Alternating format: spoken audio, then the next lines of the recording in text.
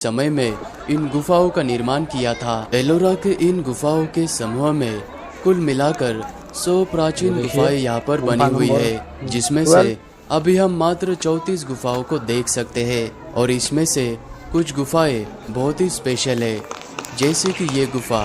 इस गुफा में स्थित इस स्तूपा के सबसे ऊंचे जगह पर गौतम बुद्ध जी के अस्थियों को रखकर यहाँ पर उस जमाने में मेडिटेशन किया जाता था। और पूरे विश्व में प्रसिद्ध एलोरा गुफाओं की शान भगवान शिव जी को समर्पित कैलाश मंदिर यहीं पर स्थित है। और इस मंदिर को मुगल बादशाह औरंगजेब ने अपने सेना के 1000 लोगों को यहाँ पर लगाकर लगातार 3 साल इस मंदिर के साथ में अन्य गुफाओं को तोड़ने की कोशिश की। लेकिन ये सारी गुफाएं आज भी अपनी शिल्पकला, वास्तुकला, नक्काशी और अपनी भव्यता और मानवता को जैन, बुद्ध और हिंदुत्व का एकता का संदेश देते हुए बड़े ही खूबसूरती से और शान से यहाँ पर आज भी खड़ी है। और इन गुफाओं की दिव्यता के कारण इन गुफाओं को यूनेस्को वर्ल्ड हेरिटेज साइट में भी शामिल किया गया है। एलोरा केव्स में जाने के लिए 25 rupees per person entry fees लिया जाता है। और यहाँ पर आप सुबह 7 बजे से लेकर शाम के 5:30 बजे तक आ सकते हो।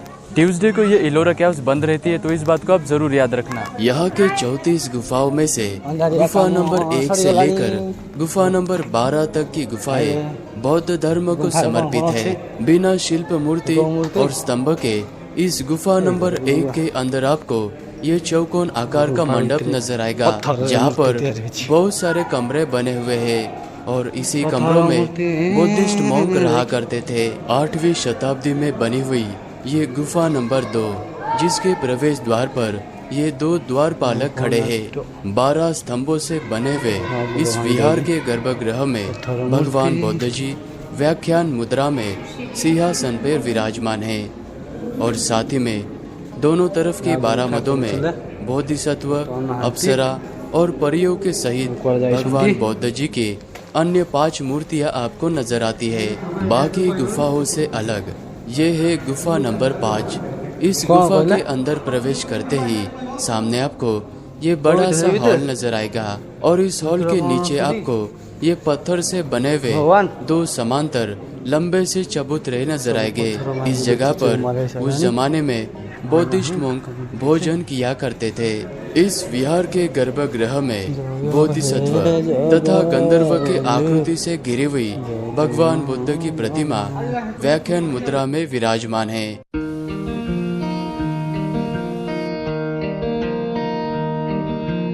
एलोरा के गुफाओं में स्थित बौद्ध धर्म को समर्पित ये है विश्वकर्मा गुफा, जो कि एक विशेष गुफा है। बौद्ध धर्म की सारी गुफाओं में से ये एक ऐसी गुफा है। इस गुफा के अंदर का चैत्य विहार 2 मंजिल का बना हुआ है। 7वीं शताब्दी में बने हुए इस गुफा नंबर 10 के अंदर भगवान बुद्ध जी अपने 4 ध्यान मुद्राओं में से प्रलम्ब पादा व्याख्यान मुद्रा में यहाँ पर विराजमान है। और भगवान बुद्ध जी के दाएं और बाएं ओर पद्म पानी और वज्र पानी की आपको बहुत ही खूबसूरत प्रतिमाएं नजर आती है।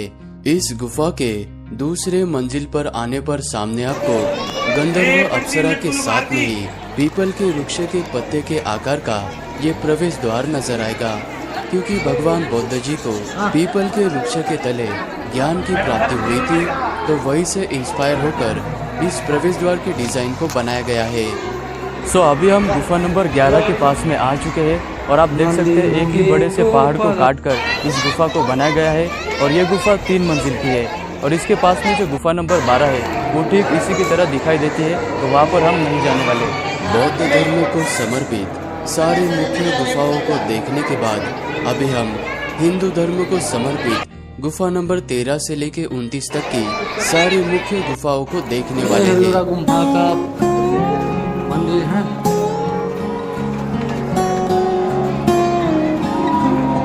अभी हम एलोरा केव्स के सबसे फेमस गुफा नंबर 16 के पास में आ चुके हैं, जिसे कैलाश टेम्पल कहा जाता है, जो कि 1200 साल से भी पुराना है। और साधारण तौर पर जो भी मंदिर बनाए जाते हैं पहले उनकी नींव बनाई जाती है।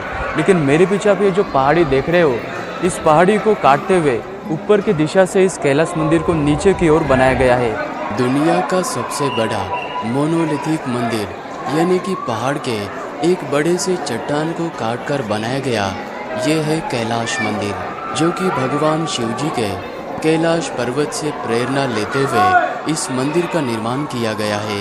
और इस मंदिर के प्रवेश द्वार से अंदर की तरफ आते ही सामने आपको दो खूबसूरत से हाथी अपने सूंड में कलश पकड़कर धन के देवता लक्ष्मी जी का जल अभिषेक करते हुए नजर आते हैं।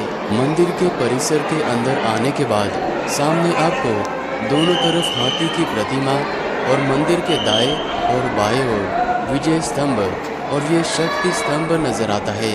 और मंदिर के दोनों दीवारों के ऊपर महाभारत और रामायण की बहुत ही बारीकी से शिल्प बनाए हुए आपको नजर आएंगे।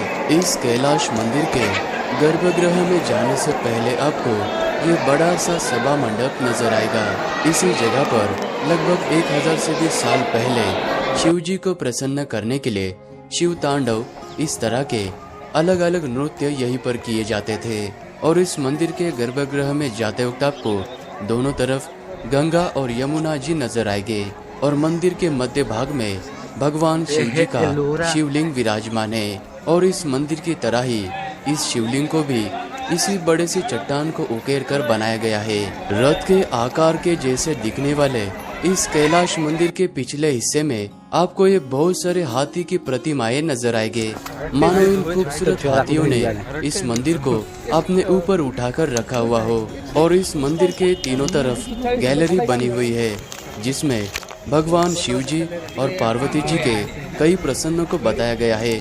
और साथ ही में विष्णु अवतार 10 अवतार के बारे में बहुत कुछ बताया गया है। और इस मंदिर के खूबसूरती को देखते हुए भारत सरकार ने इसी मंदिर के तस्वीर को अपने 20 रुपए के नोट पर भी प्रिंट किया हुआ है। कैलाश मंदिर वाली गुफा को देखने के बाद वहाँ से 10 मिनट के दूरी